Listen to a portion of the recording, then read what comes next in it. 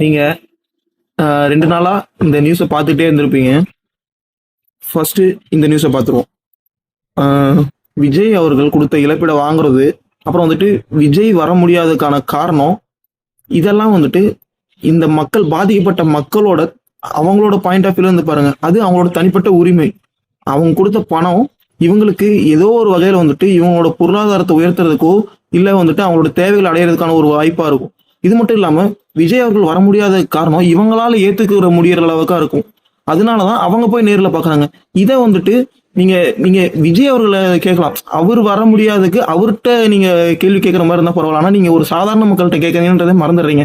இந்த போஸ்ட் ஃபுல்லா கீழ இருக்கிற கமெண்ட் எல்லாம் அ 20,00,000 பேசுது, நீ பேசலன்றீங்க.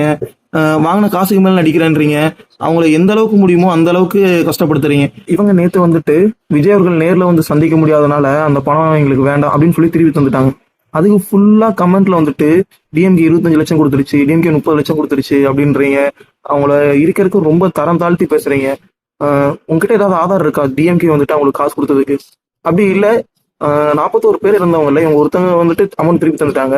டிஎம்கே கிட்ட அந்த ஒருத்தவங்களுக்கு கொடுக்குற அளவுக்கு தான் அந்த 25,00,000 30,00,000 இருந்துச்சுன்னு நினைக்கிறீங்களா? அதனால உங்களோட அற்ப சந்தோஷத்துக்காக கமெண்ட் போட்டு அடுத்தவங்க வழியோட விளையாடாதீங்க.